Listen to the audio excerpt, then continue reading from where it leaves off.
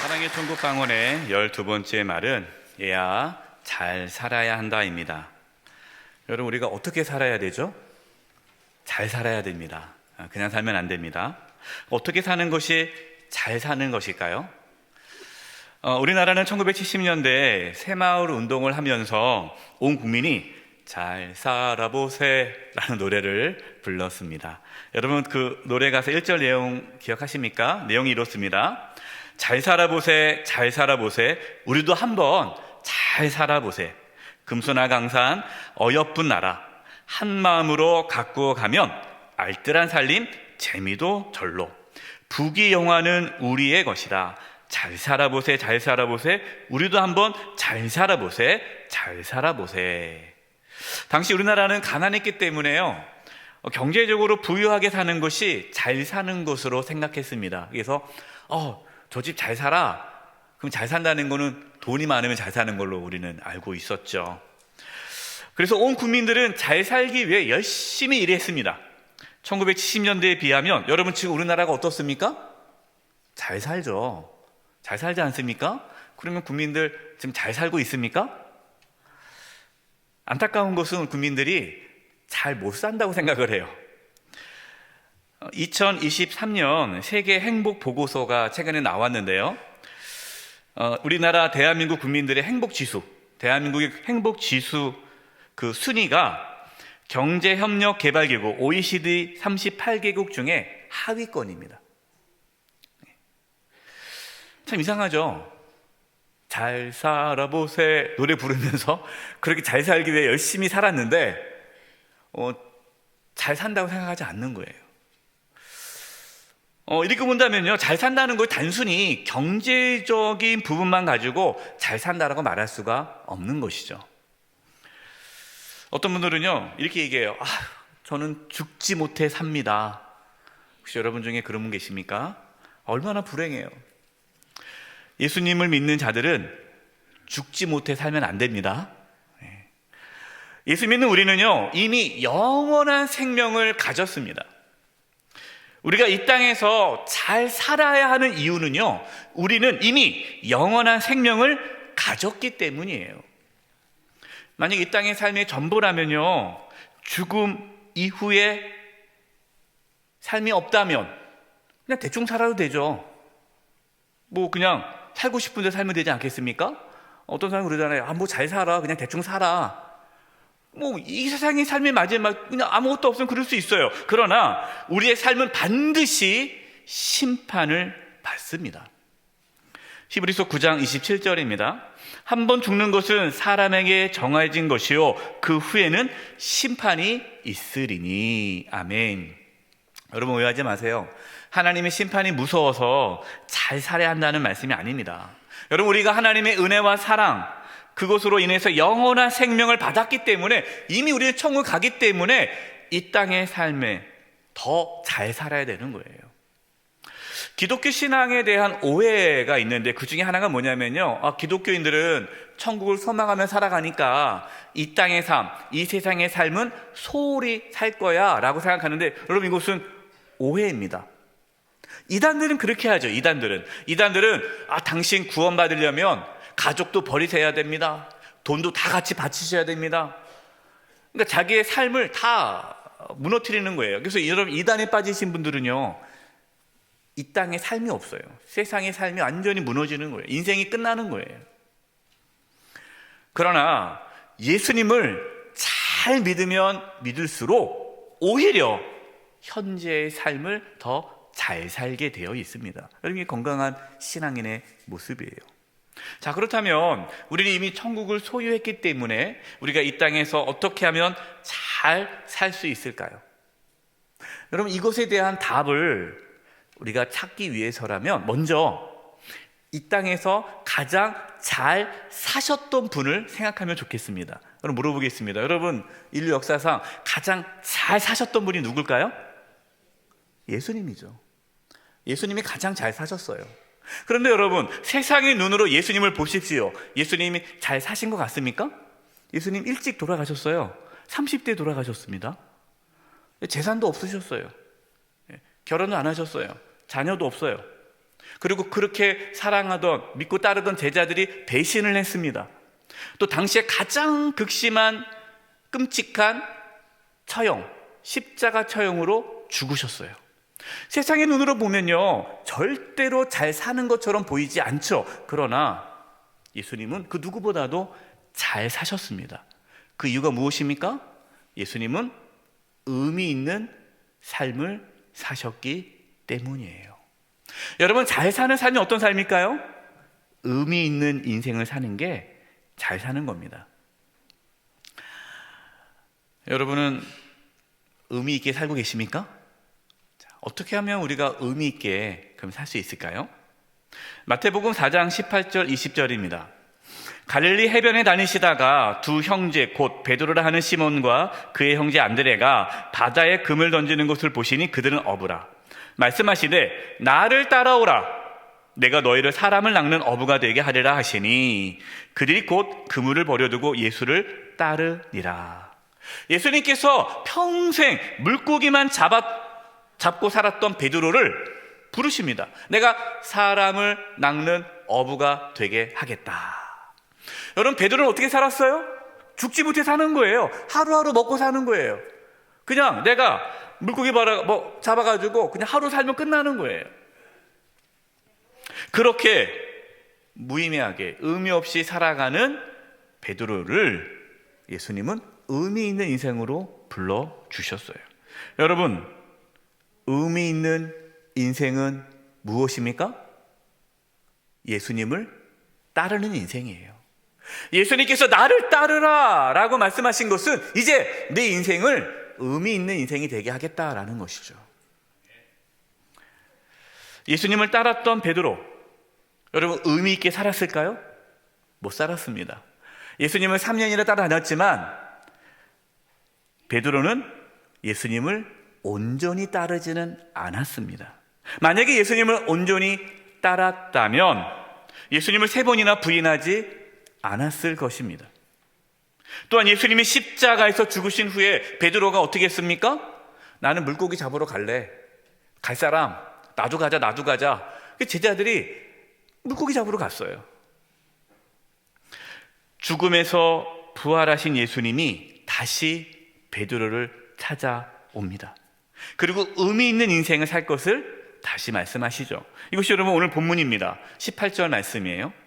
내가 진실로 내게 이르노니 내가 젊어서는 스스로 띠뛰고 원하는 곳으로 다녔거니와 늙어서는 내 팔을 벌리리니 남이 내게 띠띠우고 원하지 아니하는 곳으로 데려가리라. 예수님께서는 베드로가 젊었을 때는 네가 원하는 대로 갔다. 그러니까 네가 원하는 대로 갔다는 게 무슨 말입니까? 네 마음대로 살았다. 여러분, 자기 마음대로 살아가는 삶이요, 잘 사는 삶이 아니라는 거예요. 여러분, 베드로처럼요, 교회를 다녀도 신앙생활을 해도 예수님을 따르지 않고 자기 마음대로 살아갈 수 있어요. 여러분, 교회 다닌다고 해서요 다 의미 있는 인생, 예수님을 따르는 삶을 사는 것은 아니지 않습니까? 예. 진짜 예수님을 따라야 의미 있는 인생을 사는 거예요.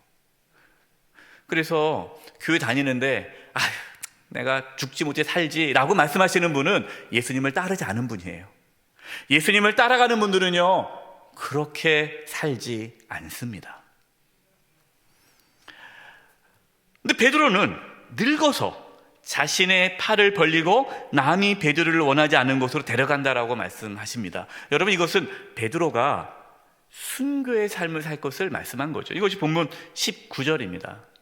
이 말씀을 하심은 베드로가 어떠한 죽음으로 하나님께 영광을 돌릴 것을 가르치심이라. 이 말씀을 하시고 베드로에게 이르시되 뭐라고 말씀하셨어요? 나를 따르라. 베드로는 실제로 주후 65년경 로마에서 네로 황제에 의해 십자가 처형으로 순교하게 됩니다. 베드로가 순교함으로 하나님께 영광 돌릴 것을 예수님께서는 말씀하셨어요. 그러면서 나를 따르라고 말씀하신 거죠. 베드로는요, 예수님께서 부활하시고 승천하시고 성령 성령님이 베드로 가운데 임하자 권능을 받고 비로소 예수님을 따르는 삶을 살게 되었습니다. 그 전에는 예수님을 따른다고 하면서 누구를 위해 예수님을 따랐습니까? 자기를 위해 예수님을 따랐어요. 예수님을 따라가면 예수님이 나중에 이스라엘 왕이 되면 나도 뭔가 한 자리 해야지. 자신의 이익을 위해 예수님을 따랐습니다. 여러분, 그것은 예수님을 따른 게 아니에요. 자기를 따른 거죠. 자기를. 예수님을 따른다는 것은 나를 위해 예수님을 따르는 것이 아닙니다. 하나님의 영광을 위해 예수님을 따르는 거예요. 베드로는 드디어 비로소 사람을 낚는 어부가 되었습니다. 베드로는 예수님의 말씀처럼 순교했지만 의미 있는 인생을 살았습니다. 베드로는 어떻게 살았을까요? 베드로는 잘 살았습니다. 저와 여러분도 잘 살아갈 수 있기를 바랍니다. 베드로가 예수님을 따르면서 의미 있는 인생을 살 수 있었던 것은 땅이 아니라 하늘을 바라보았기 때문이죠. 골로새서 3장 1절과 2절입니다. 그러므로 너희가 그리스도와 함께 다시 살리심을 받았으면 위의 것을 찾으라. 거기는 그리스도께서 하나님 우편에 앉아 계시느니라. 위의 것 생각하고 땅의 것을 생각하지 말라. 여러분, 땅의 것 생각하지 말라라는 그 말이 무슨 말입니까? 우리가 70년대 잘 살아보세, 땅의 거잖아요. 그냥 우리가 잘 먹고 잘 살면, 돈이 많으면, 재산이 많으면 잘 살 거야 라고 생각하는데, 여러분, 그것으로 잘 살 수 없다라는 거예요. 우린 땅에 살지만 하늘을 바라보고 살아야 됩니다. 하늘을 바라보는 자는 어떻게 살아갈까요? 하늘의 보화를 쌓으며 살아갑니다. 예수님께서 말씀하셨어요. 마태복음 6장 19절 20절입니다. 너희를 위하여 보물을 땅에 쌓아두지 말라. 거기는 좀과 동록이 해하며 도둑이 구멍을 뚫고 도둑질하느니라. 오직 너희를 위하여 보물을 어디에 쌓아두라? 하늘에 쌓아두라. 거기는 좀이나 동록이 해하지 못하며 도둑이 구멍을 뚫지도 못하고 도둑질도 못하느니라. 여러분, 우리의 보화를 하늘에 쌓아야 그것이 사라지지가 않는 거예요. 여러분, 우리가 올 신년에 온가족 신년 특별 새벽기도회 때 전도서 말씀을 나누지 않았습니까? 헛되니 모든 것이 헛되도다. 헛된 인생이 어떤 인생이라 했어요? 사라지는 인생이 어떤 인생이고, 헛되지 않은 인생은요, 사라지지 않은 인생을 사는 것이 헛되지 않는다. 하늘에 보화를 쌓는 것이요, 이 땅에서 사는 삶이 사라지지 않고 하늘에 남는 삶이에요. 여러분, 어떠한 삶이 사라지지 않고 하늘의 보화처럼 남아있을까요? 예수님처럼 살면 돼요. 예수님이 어떻게 사셨습니까? 예수님은 사랑하며 사셨습니다. 생명을 살리시면서 사셨습니다. 여러분, 우리가 예수님을 따라간다라는 것이요, 뭘까요? 예수님처럼 우리도 서로 사랑하며 생명을 살리는데 힘쓰며 살아가는 것이 예수님을 따라가는 삶이에요. 여러분, 우리가 지금 사랑의 천국방언을 배우고 실천하지 않습니까? 왜 합니까? 잘 살기 위해 하는 거예요. 잘 살기 위해. 여러분, 사랑의 천국방언을요, 한번 정말 그 사랑의 천국방언대로 살아보십시오. 그 인생이 잘 사는 인생인 거예요. 예수님처럼 서로 사랑하며 생명을 살리며 살아가십시오. 그것이 잘 사는 겁니다 라고 말씀을 드리니까 또 여러분 중에, 그럼 목사님, 제가 신학교에 가서 목사가 되어야 되나요? 베드로처럼 이렇게 목회자가 되어야 됩니까? 라고 생각하는데 그것은 잘못된 생각입니다. 각자 자신에게 주어진 삶의 자리에서 사랑하고 생명을 살리는 삶을 살면 돼요. 막스 베버가 직업으로서의 정치라는 강연을 한 적이 있어요. 이 강연입니다. 이 강연을 이제 책으로 만들었는데요. 이 막스 베버가 이 직업으로 정치의 그 강연하면서 이 정치가에 대해서 두 부류의 정치가를 이야기합니다. 제가 그 책의 한 내용을 읽어 드릴게요. 정치를 자신이 직업으로 삼는 데에는 두 가지 방식이 있습니다. 그러니까 겉으로 보기에 똑같이 정치인이지만 이 정치인 중엔 두 부류가 있다는 거예요. 한 부류, 그 하나는 정치를 위해서 사는 것이고, 정치를 위해서 사는 것이고, 다른 하나는 정치에 의존해서 사는 것입니다. 자, 직업으로서의 정치에 의존해 사는 사람은 정치를 지속적 소득원으로 삼고자 하는 자인데 반해. 이 말이 뭐냐면요, 정치를 하는데 뭐 때문에 정치를 하는 거예요? 자신의 이익을 위해. 그러니까 국민들에게 이렇게 얘기한단 말이에요. 저 한 표만 뽑아주십시오. 저를 국회의원으로 뽑아주신다면, 저를 대통령으로 뽑아주신다면, 저를 구청장으로 뽑아주신다면 열심히 나라를 위해서 하겠습니다. 근데 알고 보니까 누구를 위해서 일을 하는 거예요? 자기를 위해서. 그러니까 비리를 저지르고, 자기심을 키우고, 자기를 위해서 그 정치하는 사람은 정치에 의존해 사는 자들이라는 거예요. 그러나 정치를 위해서 사는 사람의 경우는 그렇지 않습니다. 정치를 위해서, 국민을 위해서, 나라를 위해서, 정말 정치를 위해서 자기가 헌신하는 거죠. 여러분, 이 직업이라고 번역한 단어가 있잖아요. 그 직업으로 정치라고 했는데, 이 직업으로 번역된 독일어 단어는요, 두 가지의 뜻이 있습니다. 직업이라는 이 독일어의 단어에는 두 가지인데, 첫 번째 하나는 세속적 생업이에요. 생업. 우리가 직장 다니잖아요. 직업이 있잖아요. 여러분 직장 왜 다닙니까? 사회사업하기 위해 직장 다니지 않잖아요. 돈 벌기 위해 직장 다니잖아요. 그러니까 돈 버는 것도 중요합니다. 생업. 먹고 살아야 되니까. 그것으로서의 직업이 있고요. 또 하나의 직업이라는 뜻은요, 하나님으로부터 부여받은 소명입니다. 소명. 그러니까 정치에 의존해서 사는 정치가는 정치가 세속적 생업이 되는 거죠. 그 직업이 세속적 생업. 그러니까 자기를 위해서 하는 거예요. 자기 이익을 위해서. 그러니까 자신의 이익을 위해 정치를 이용하는 거죠.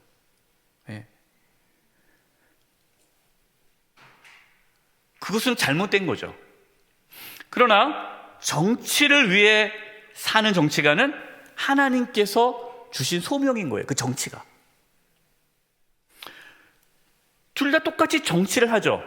하지만 자신의 이익을 위해 정치하는 사람은 잘 못 사는 정치인이고, 하나님의 소명으로 정치하는 사람은 잘 사는 정치가라는 거예요. 여러분, 이것은 정치가뿐만 아닙니다. 모든 직업이 다 마찬가지예요. 여러분, 목사가 목회를 하는데 이 목회가 돈벌이 수단이라면, 여러분, 그 목사는요, 사꾼 목사죠. 거짓 목사죠. 여러분, 이단들 보세요. 이단 교주들 보세요. 이단 교주들이 정말로 자기를 따라오는 사람을 위해서 그 일을 합니까? 아니에요. 다 자기를 위해서 그들을 미혹하는 거잖아요. 다 재산을 빼앗고. 웃기지 않습니까? 구원 받으려면 다 하나님께 드리라, 바치라 하면서 자기는 안 바치잖아요. 자기는 다 거둬 자기가 다 갖잖아요. 여러분, 우리가 어떠한 일을 하느냐가 중요하지 않습니다. 우리가 어떠한 직업을 가지든, 우리가 어떠한 일을 하든 그 일이 하나님께서 주신 소명이라는 것을 알고 그 일을 하게 되면, 여러분, 그 일은요, 의미 있는 일이 되고, 그렇게 살면 잘 사는 거예요. 사업하시는 분들은요, 사업을 돈벌이 수단으로 삼지 마십시오. 또 오해하지 마세요. 또 당연히 사업 돈 벌어야죠.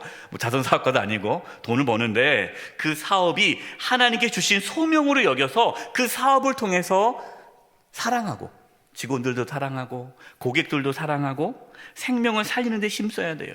여러분, 음식 사업 하십니까? 음식 사업하면요, 그 음식을 먹는 손님들이 건강할 수 있도록 좋은 재료로 음식을 만드는 거예요. 아주 그냥 불량한 제품 쓰는 것이 아닙니다. 여러분, 건축하시는 분 있습니까? 건축하면 어떻게 해야 돼요? 안전한 건물, 불량한 제품 쓰지 않고 정직하게 건축을 하는 거예요. 내가 조금 더 돈을 덜 벌더라도 안전한 집을 짓는, 그 건축하는 거. 부실공사하면 안 되는 거잖아요. 여러분, 의사이십니까? 어떻게 해야 돼요? 환자를 돈으로 보면 안 되죠. 그 환자가 정말 아프지 않고 잘 나을 수 있도록 최선을 다해야 되죠. 여러분, 모두 우리가 일을 할 때에 이것이 하나님께서 주신 소명, 나에게 주신 소명이라고 생각하며 일을 한다면 여러분 그분은 잘 사는 거예요.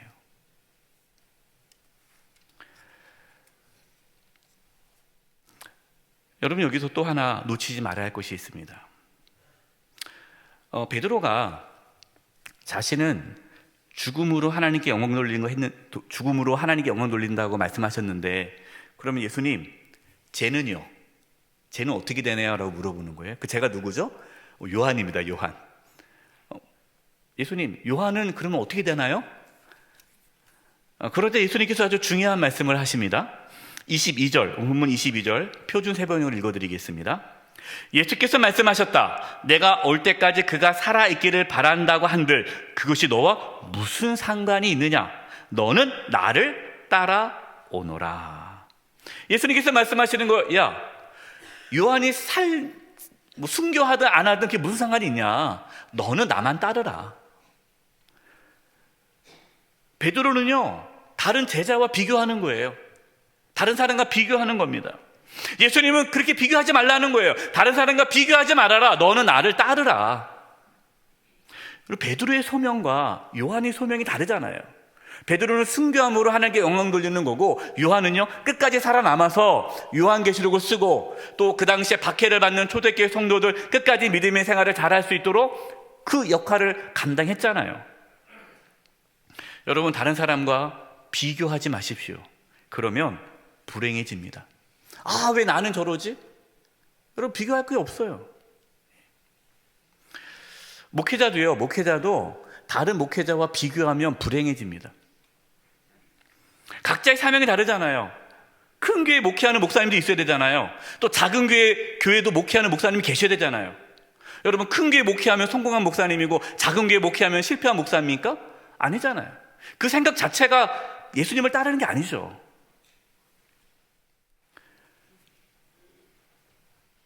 여러분, 어떤 목회가 의미 있는 목회일까요? 예수님을 따르는 목회자는 성공한 목회자고 잘 사는 목회자죠. 그러나 아무리 큰 교회를 목회해도 그 목회자가 예수님을 따르지 않으면 그분은 잘 못 사는 목회자예요. 여러분, 목회자뿐만 아니죠. 우리 모두가 마찬가지입니다. 따라서 여러분, 이 땅에서 우리가 얼마나 오래 사느냐가 중요하지 않아요. 우리 천국 가지 않습니까? 천국 가잖아요. 영원히 살 텐데 이 땅에서 오래 사는 게 무슨 의미가 있겠어요? 또 이게 오해하지 마세요. 빨리 돌아가시라는 얘기 아니에요. 오래 사는 것이 중요하지 않다라는 거예요. 또 얼마나 많이 가졌느냐, 내가 얼마나 돈을 벌었느냐, 그것도 중요하지 않아요. 내가 얼마나 유명하냐, 내가 얼마나 업적을 많이 남겼느냐, 그것도 중요하지 않아요. 뭐가 중요합니까? 진짜 중요한 것은 예수님을 내가 따르고 있느냐, 따르지 않고 있느냐가 중요한 거예요. 가장 잘 사는 삶은요, 예수님을 따르는 삶입니다. 예수님을 따라 서로 사랑하고 사람을 살리심으로 잘 살아갈 수 있기를 간절히 축원드립니다.